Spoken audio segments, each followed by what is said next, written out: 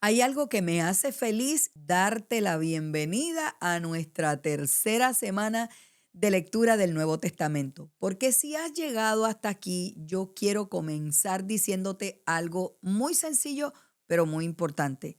Y es gracias por permanecer, gracias por querer, gracias por escuchar la voz de Dios, gracias por decidirte leer la Biblia. Cada semana que nosotros avanzamos, estaremos formando un hábito espiritual que va a dar fruto. Ese fruto va a llegar porque el Espíritu Santo se está moviendo. Ahora, antes de continuar, quiero invitarte a ser parte activa de este espacio. Si esta lectura está siendo de bendición para tu vida, permanece conectado al canal para que puedas acompañarnos semana tras semana en este recorrido por el Nuevo Testamento. Y también te voy a animar. ¿Sabes qué? Te voy a animar a que también escribas un comentario. No tienes que complicarte. Un amén, quiero, el Señor me habló, un versículo bíblico que tocó tu corazón. Eso es importante porque ayuda a que este contenido siga llegando a personas que necesitan escuchar la palabra del Señor.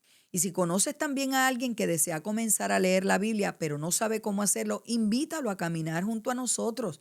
Oye, estamos haciendo el esfuerzo. A veces compartir este espacio es una forma sencilla de sembrar en una vida que necesita. Cada gesto tuyo, cada cosita que tú haces, cuenta, es una siembra que estás haciendo en el reino.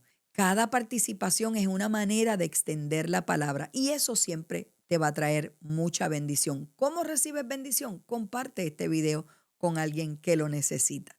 Ahora bien, en esta semana vamos a estar leyendo Mateos capítulo 13 al 18 y nos vamos a encontrar con un momento demasiado revelador, grande, maravilloso.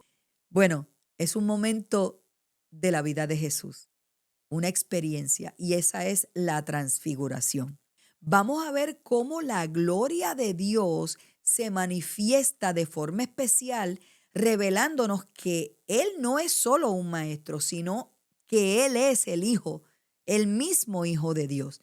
Este pasaje va a fortalecer nuestra fe y nos invita a mirar a Jesús con mayor honra y con confianza. Pero antes de comenzar la lectura, vamos a hacer una pausa y vamos a orar para comenzar.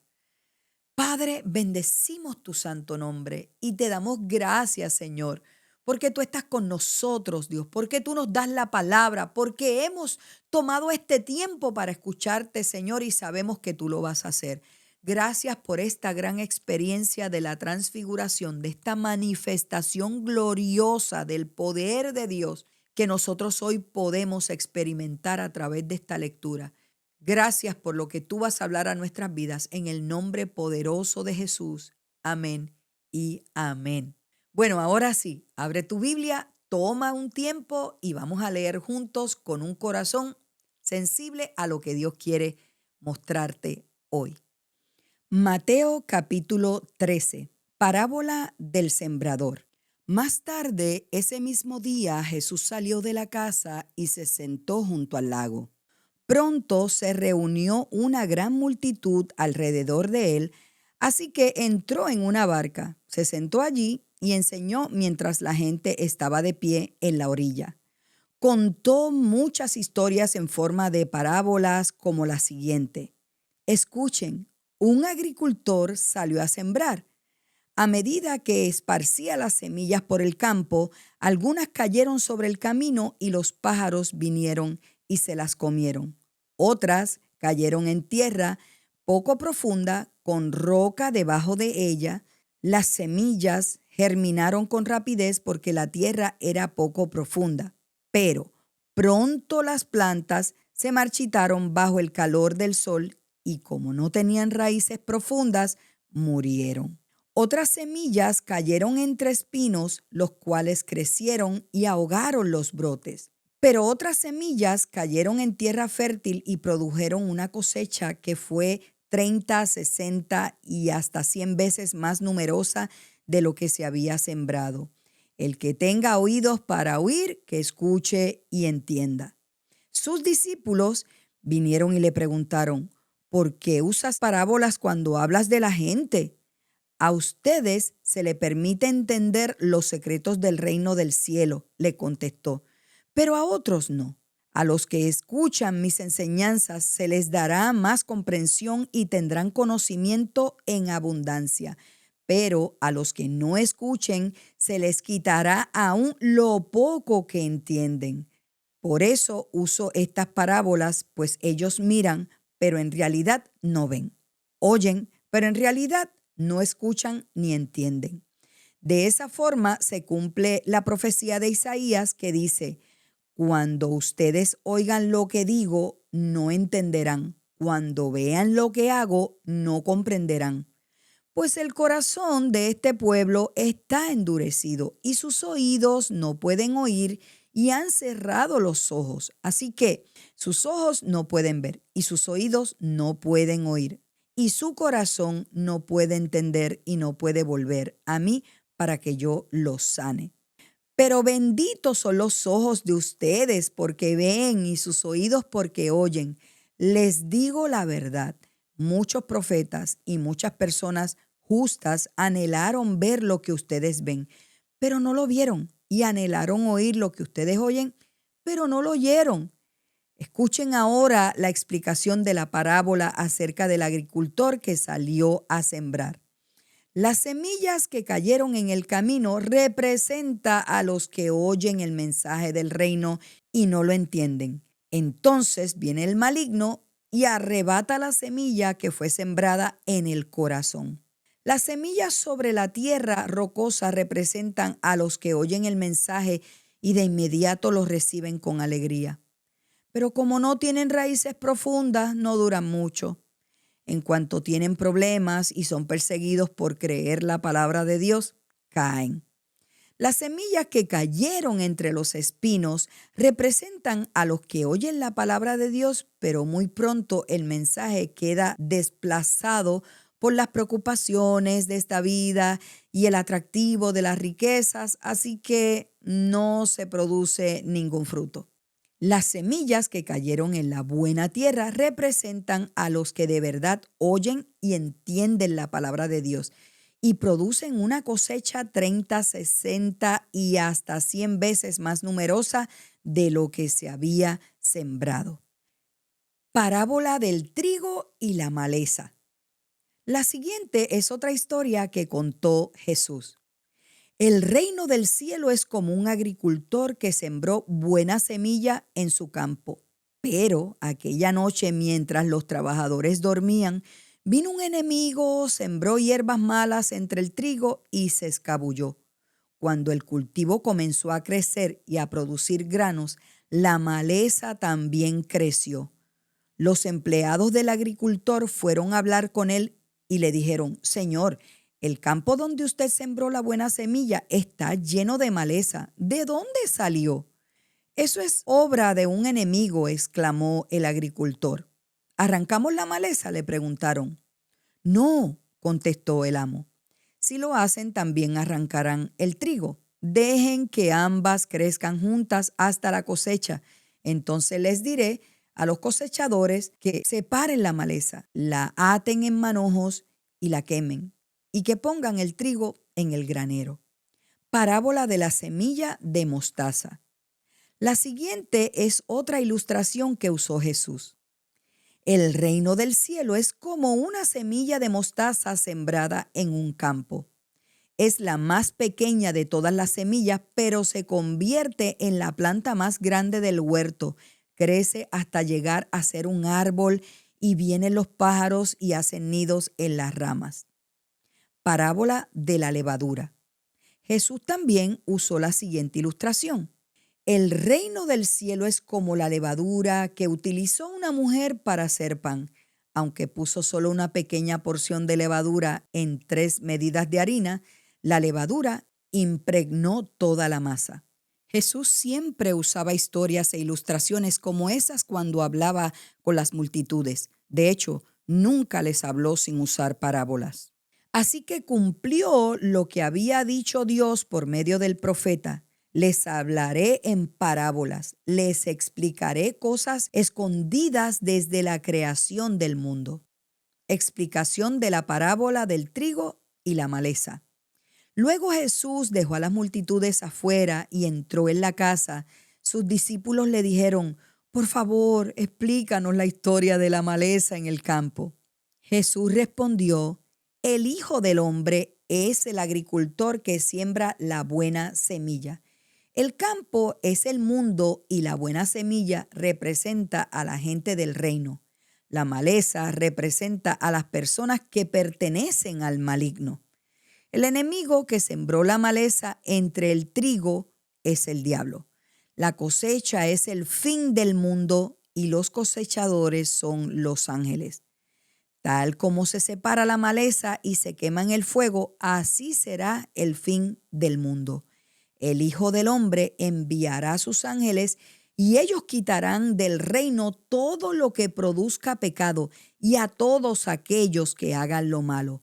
Y los ángeles los arrojarán al horno ardiente, donde habrá llanto y rechinar de dientes. Entonces los justos brillarán como el sol en el reino de su Padre. El que tenga oídos para oír, que escuche y entienda. Parábolas del tesoro escondido y de la perla. El reino del cielo es como un tesoro escondido que un hombre descubrió en un campo. En medio de su entusiasmo, lo escondió nuevamente y vendió todas sus posesiones a fin de juntar el dinero suficiente para comprar el campo.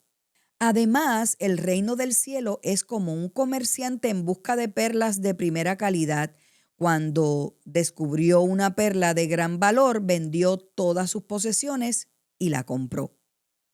Parábola de la red para pescar. También el reino del cielo es como una red para pescar, que se echó al agua y atrapó toda clase de peces.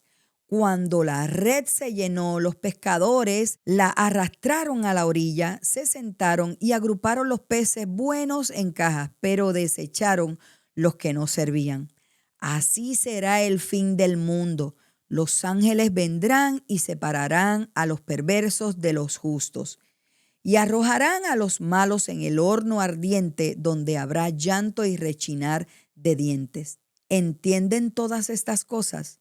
Sí, le dijeron, las entendemos. Entonces añadió: todo maestro de la ley religiosa que se convierte en un discípulo del reino del cielo es como el propietario de una casa que trae de su depósito joyas de la verdad, tanto nuevas como viejas. Jesús es rechazado en Nazaret. Cuando Jesús terminó de contar esas historias e ilustraciones, salió de esa región. Regresó a Nazaret, su pueblo. Cuando enseñó allí en la sinagoga, todos quedaron asombrados y decían: ¿de dónde saca esa sabiduría y el poder para hacer milagros? Y se burlaban. ¿No es más que el hijo del carpintero? Y conocemos a María, su madre, y a sus hermanos, Santiago, José, Simón y Judas. Todas sus hermanas viven aquí mismo entre nosotros, donde aprendió todas esas cosas. Se sentían profundamente ofendidos y se negaron a creer en él. Entonces Jesús les dijo: un profeta recibe honra en todas partes, menos en su propio pueblo y entre su propia familia. Por lo tanto, hizo solamente unos pocos milagros allí debido a la incredulidad de ellos. Mateo capítulo 14, muerte de Juan el Bautista. Cuando Herodes Antipas, el gobernante de Galilea, oyó hablar de Jesús, les dijo a sus consejeros: este debe ser Juan el Bautista, que resucitó de los muertos. Por eso puede hacer semejantes milagros. Pues Herodes había arrestado y encarcelado a Juan como un favor para su esposa, Herodías, ex esposa de Felipe, el hermano de Herodes. Juan venía diciendo a Herodes: es contra la ley de Dios que te cases con ella. Herodes quería matar a Juan, pero temía que se produjera un disturbio, porque toda la gente creía que Juan era un profeta. Pero durante la fiesta de cumpleaños de Herodes, la hija de Herodías bailó una danza que a él le agradó mucho. Entonces le prometió con un juramento que le daría cualquier cosa que ella quisiera. Presionada por su madre, la joven dijo: quiero en una bandeja la cabeza de Juan el Bautista. Entonces el rey se arrepintió de lo que había dicho, pero debido al juramento que había hecho delante de sus invitados, dio las órdenes necesarias. Así fue que decapitaron a Juan en la prisión. Trajeron su cabeza en una bandeja y se la dieron a la joven, quien se la llevó a su madre. Después, los discípulos de Juan llegaron a buscar su cuerpo y lo enterraron. Luego fueron a contarle a Jesús lo que había sucedido. Jesús alimenta a 5,000. En cuanto Jesús escuchó la noticia, salió en una barca a un lugar alejado para estar a solas. Pero las multitudes oyeron hacia dónde se dirigía y lo siguieron a pie desde muchas ciudades. Cuando Jesús bajó de la barca, vio a la gran multitud, tuvo compasión de ellos y sanó a los enfermos. Esa tarde los discípulos se le acercaron y le dijeron: este es un lugar alejado y ya se está haciendo tarde. Despide a las multitudes para que puedan ir a las aldeas a comprarse comida. Jesús les dijo: eso no es necesario, denles ustedes de comer. Pero lo único que tenemos son 5 panes y 2 pescados. Les respondieron: tráiganlos aquí, dijo Jesús. Luego le dijo a la gente que se sentara sobre la hierba. Jesús tomó los 5 panes y los 2 pescados, miró hacia el cielo y los bendijo. Después partió los panes en trozos y se las dio a sus discípulos, quienes los distribuyeron entre la gente. Todos comieron cuanto quisieron y después los discípulos juntaron 12 canastas con lo que sobró. Aquel día unos 5,000 hombres se alimentaron, además de las mujeres y los niños. Jesús camina sobre el agua. Inmediatamente después que Jesús insistió en que los discípulos regresaran a la barca y cruzaran al otro lado del lago mientras él enviaba a la gente a casa, después de despedir a la gente, subió a las colinas para orar a solas. Mientras estaba allí, solo cayó la noche. Mientras tanto, los discípulos se encontraban en problemas lejos de la tierra firme, ya que se había levantado un fuerte viento y luchaban contra grandes olas. A eso de las 3 de la madrugada, Jesús se acercó a ellos caminando sobre el agua. Cuando los discípulos lo vieron caminar sobre el agua, quedaron aterrados, llenos de miedo. Clamaron: es un fantasma. Pero Jesús les habló de inmediato. No tengan miedo, dijo, tengan ánimo, yo estoy aquí.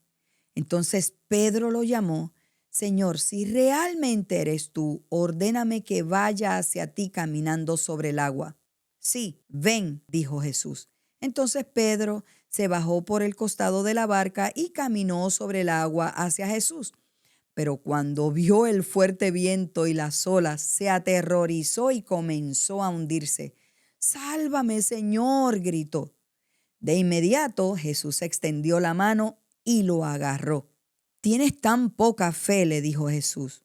«¿Por qué dudaste de mí?». Cuando subieron de nuevo a la barca, el viento se detuvo. Entonces los discípulos lo adoraron. «De verdad eres el Hijo de Dios», exclamaron.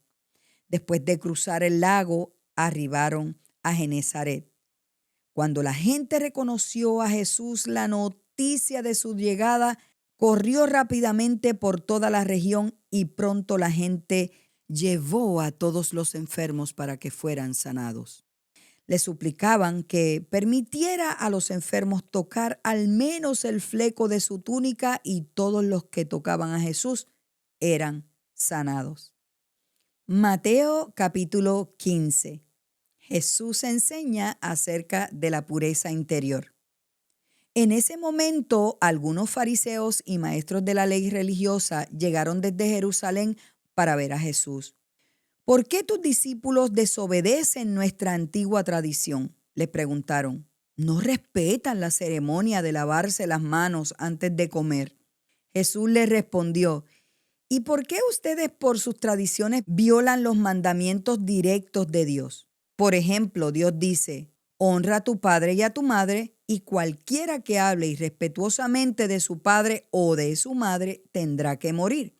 Sin embargo, ustedes dicen que está bien que uno les diga a sus padres: lo siento, no puedo ayudarlos porque he jurado darle a Dios lo que les hubiera dado a ustedes. De esta manera, ustedes afirman que no hay necesidad de honrar a los padres y entonces anulan la palabra de Dios por el bien de su propia tradición. Hipócrita. Isaías tenía razón cuando profetizó acerca de ustedes porque escribió: este pueblo me honra con sus labios, pero su corazón está lejos de mí. Su adoración es una farsa porque enseñan ideas humanas como si fueran mandatos de Dios. Luego Jesús llamó a la multitud para que se acercara y oyera. Escuchen, les dijo, y traten de entender. Lo que entra por la boca no es lo que los contamina a ustedes.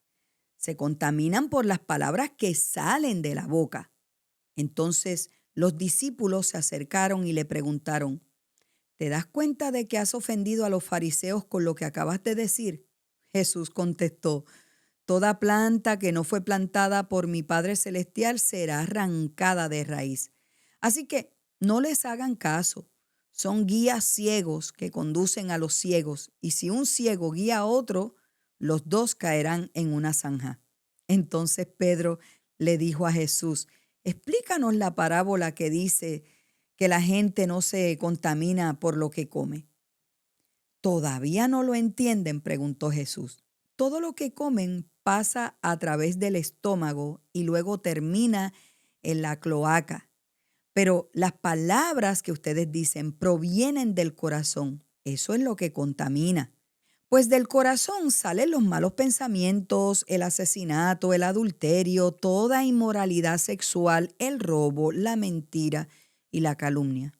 Esas cosas son las que contaminan. Comer sin lavarse las manos nunca los contaminará.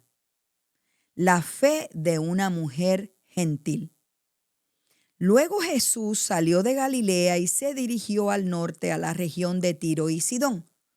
Una mujer de los gentiles que vivía allí se le acercó y le rogó: ten misericordia de mí, oh Señor, hijo de David, pues mi hija está poseída por un demonio que la atormenta terriblemente. Pero Jesús no le contestó ni una palabra. Entonces sus discípulos le pidieron que la despidiera. Dile que se vaya, dijeron. Nos está molestando con sus súplicas. Entonces Jesús le dijo a la mujer: fui enviado para ayudar solamente a las ovejas perdidas de Dios, el pueblo de Israel. Ella se acercó, lo adoró y le rogó una vez más: Señor, ayúdame. Jesús le respondió: no está bien tomar la comida de los hijos y arrojársela a los perros. Es verdad, Señor, respondió la mujer, pero hasta a los perros se les permite comer de las sobras que caen bajo la mesa de sus amos. Apreciada mujer, le dijo Jesús, tu fe es grande, se te concede lo que pides. Y al instante la hija se sanó. Jesús sana a mucha gente. Jesús regresó al mar de Galilea, subió a una colina y se sentó. Una inmensa multitud le llevó a personas cojas, ciegas, lisiadas, mudas y a muchas más. Las pusieron delante de Jesús y él les sanó a todas. La multitud quedó asombrada. Los que no podían hablar ahora hablaban, los lisiados quedaron sanos, los cojos caminaban bien y los ciegos podían ver y alababan al Dios de Israel. Jesús alimenta a 4,000. Entonces Jesús llamó a sus discípulos y les dijo: siento compasión por ellos. Han estado aquí conmigo durante 3 días y no les queda nada para comer. No quiero despedirlos con hambre, no sea que se desmayen por el camino. Los discípulos contestaron: ¿dónde conseguiremos comida suficiente aquí en el desierto para semejante multitud? ¿Cuánto pan tienen?, preguntó Jesús. 7 panes y unos pocos pescaditos, contestaron ellos. Entonces Jesús le dijo a la gente que se sentara en el suelo. Luego tomó los 7 panes y los pescados, dio gracias a Dios por ellos y los partió en trozos.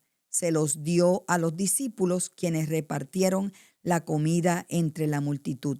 Todos comieron cuanto quisieron. Después, los discípulos recogieron 7 canastas grandes con la comida que sobró.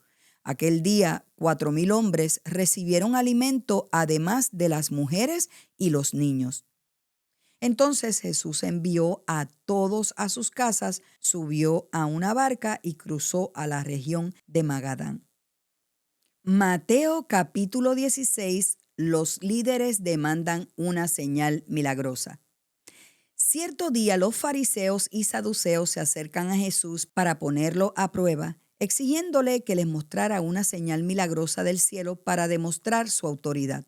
Él respondió: ustedes conocen el dicho, si el cielo está rojo por la noche, mañana habrá buen clima. Si el cielo está rojo por la mañana, habrá mal clima todo el día.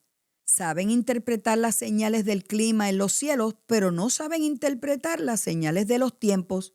Solo una generación malvada y adúltera reclamaría una señal milagrosa, pero la única señal que les daré es la del profeta Jonás. Luego Jesús los dejó y se fue. La levadura de los fariseos y de los saduceos. Más tarde, cuando ya había cruzado al otro lado del lago, los discípulos descubrieron que se habían olvidado de llevar pan. Atención, les advirtió Jesús. Tengan cuidado con la levadura de los fariseos y con la de los saduceos. Al oír esto, comenzaron a discutir entre sí, pues no habían traído nada de pan. Jesús supo lo que hablaban, así que les dijo: ¿tienen tan poca fe? ¿Por qué discuten los unos con los otros por no tener pan? ¿Todavía no entienden? ¿No recuerdan los 5,000 que alimenté con 5 panes y las canastas con sobras que recogieron? Ni los 4,000 que alimenté con 7 panes, ni las grandes canastas con sobras que recogieron. ¿Por qué no pueden entender que no hablo del pan? Una vez más les digo, tengan cuidado con la levadura de los fariseos y de los saduceos. Entonces, al fin, comprendieron que no les hablaba de la levadura del pan, sino de las enseñanzas engañosas de los fariseos y de los saduceos. Declaración de Pedro acerca de Jesús.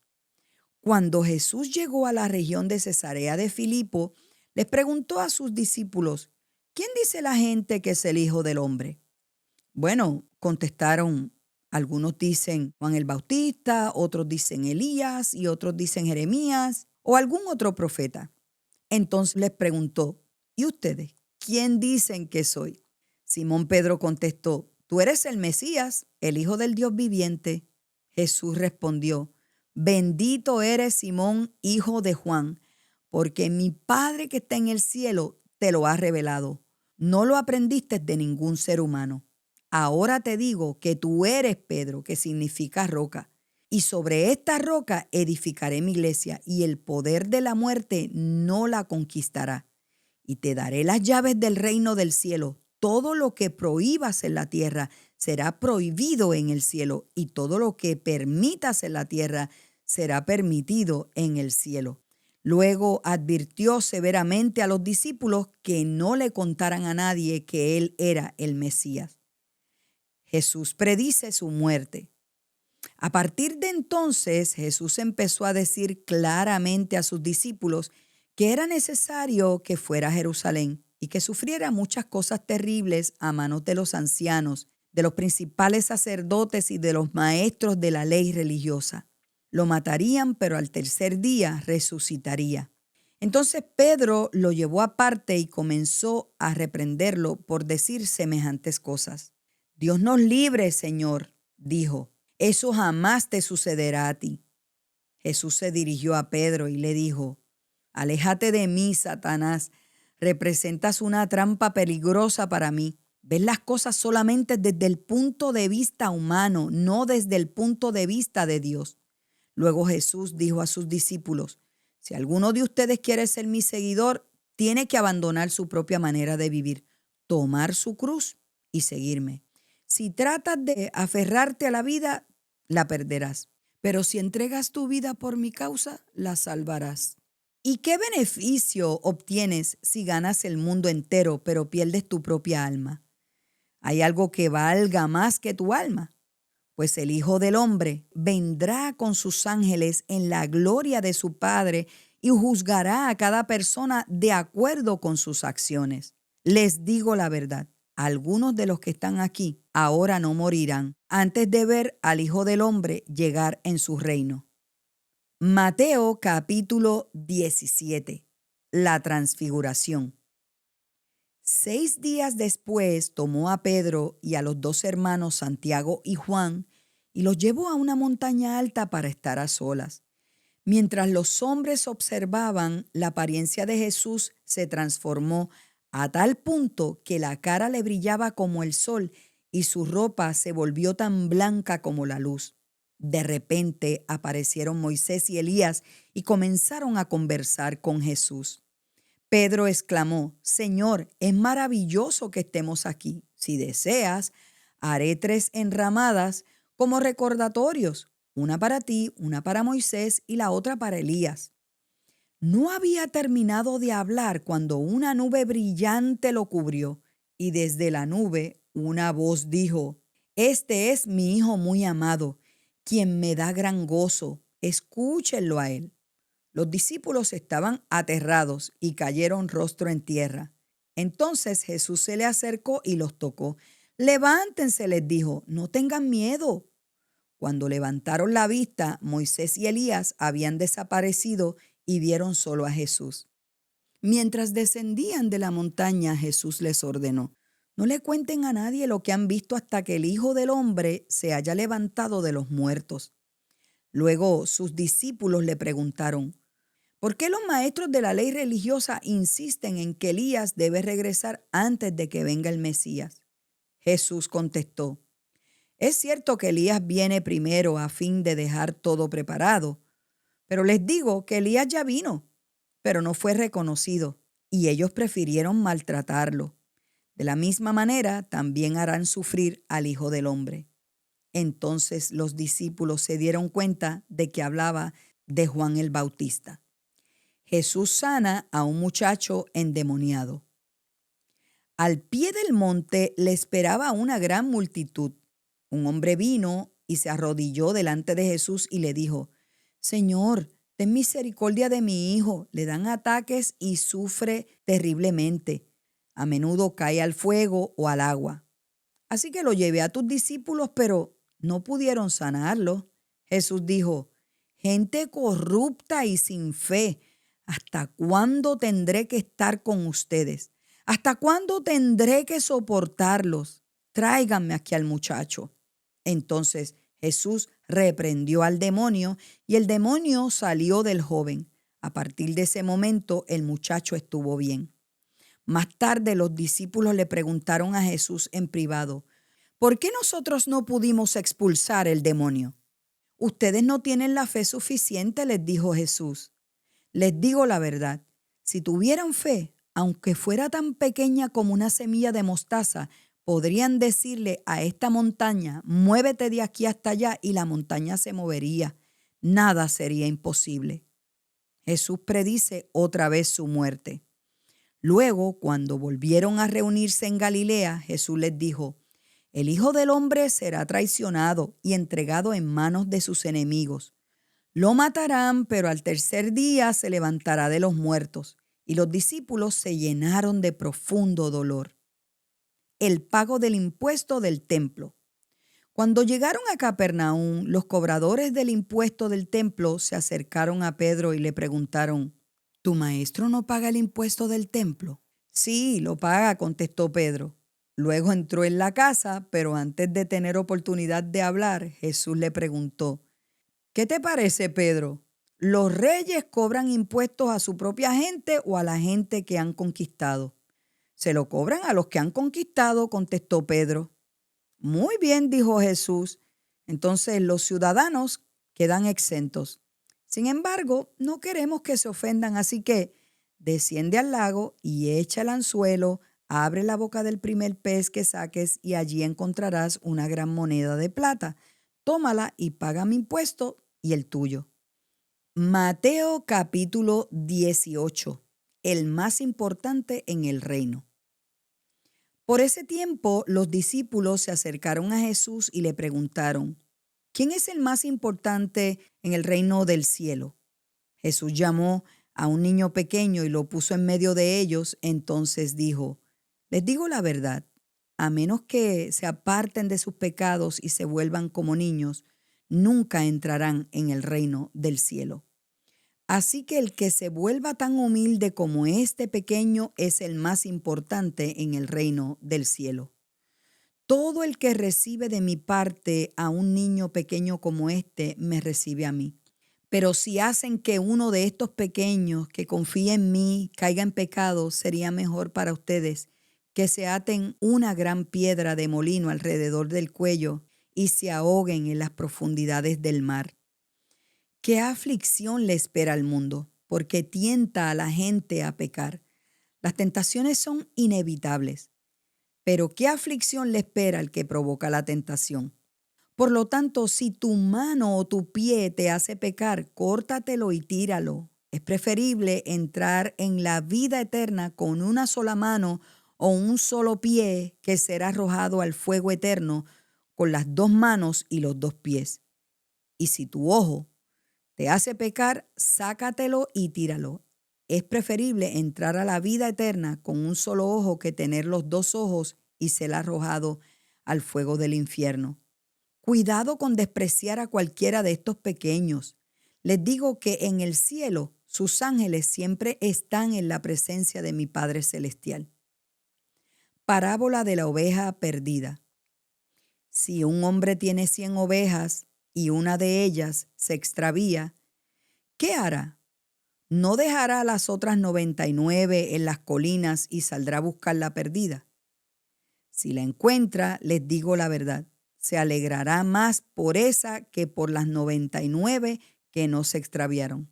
De la misma manera, no es la voluntad de mi Padre Celestial que ni siquiera uno de estos pequeños perezca. ¿Cómo corregir a otro creyente? Si un creyente peca contra ti, háblale en privado y hazle ver su falta. Si te escucha y confiesa el pecado, has recuperado esa persona. Pero si no te hace caso, toma a uno o dos más contigo y vuelve a hablarle para que los 2 o 3 testigos puedan confirmar todo lo que digas. Si aún así la persona se niega a escuchar, lleva el caso ante la iglesia. Luego, si la persona no acepta la decisión de la iglesia, trata a esa persona como un pagano, como un corrupto o cobrador de impuestos. Les digo la verdad, todo lo que prohíban en la tierra será prohibido en el cielo, y todo lo que permitan en la tierra será permitido en el cielo. También les digo lo siguiente, si 2 de ustedes se ponen de acuerdo aquí en la tierra con respecto a cualquier cosa que pidan, mi Padre que está en el cielo lo hará. Pues donde se reúnen 2 o 3 en mi nombre, yo estoy allí entre ellos. Parábola del deudor que no perdona. Luego Pedro se le acercó y preguntó, Señor, ¿cuántas veces debo perdonar a alguien que peca contra mí? 7 veces. No 7 veces, respondió Jesús, sino 70 veces 7. Por lo tanto, el reino del cielo se puede comparar con un rey que decidió poner al día las cuentas con los siervos que le habían pedido prestado dinero. En el proceso le trajeron a uno de sus deudores que le debía millones de monedas de plata. No podía pagar, así que su amo ordenó que lo vendieran, junto con su esposa, sus hijos y todo lo que poseía, para pagar la deuda. El hombre cayó de rodillas ante su amo y le pidió, por favor, tenme paciencia y te lo pagaré todo. Entonces el amo sintió mucha lástima por él y lo liberó y le perdonó la deuda. Pero cuando el hombre salió de la presencia del rey, fue a buscar a un compañero también siervo que le debía unos pocos miles de monedas de plata, lo tomó del cuello y le exigió que le pagara de inmediato. El compañero cayó de rodillas ante él y le rogó que le diera un poco más de tiempo. Ten paciencia conmigo y yo te pagaré, le suplicó. Pero el acreedor no estaba dispuesto a esperar. Hizo arrestar al hombre y lo puso en prisión hasta que pagara toda la deuda. Cuando algunos de los otros siervos vieron eso, se disgustaron mucho. Fueron ante el rey y le contaron todo lo que había sucedido. Entonces el rey llamó al hombre al que había perdonado y le dijo: siervo malvado, te perdoné esa tremenda deuda porque me lo rogaste. ¿No deberías haber tenido compasión de tu compañero, así como yo tuve compasión de ti? Entonces el rey enojado envió al hombre a la prisión para que lo torturaran hasta que pagara toda la deuda. Eso es lo que le hará mi Padre Celestial a ustedes si se niegan a perdonar de corazón a sus hermanos. Bueno, hemos llegado al final de la lectura de esta semana y mi deseo es que la palabra que hoy hemos leído siga iluminando nuestro camino y sigamos encendidos. Pero antes de yo despedirme, quiero animarte a algo sencillo pero que tiene mucho valor. Y es que si este tiempo de lectura te ha edificado, oye, quédate cerca de este espacio, suscríbete al canal porque continuaremos avanzando juntos semana a semana con calma, con mucha intención y con muchísimo propósito. Y bueno, puedes dejarnos también una breve reflexión, no tiene que ser nada largo, un verso bíblico en los comentarios. Comentar es importante porque esta participación ayuda a que este mensaje siga alcanzando a otras personas que necesitan esperanza. Bueno, ahora sí que me despido, que el Señor te guarde, te fortalezca y que permita que su palabra dé fruto en tu vida. Nos encontramos la próxima semana para seguir leyendo el Nuevo Testamento juntos, con intención y con mucha fe, porque Dios te va a hablar.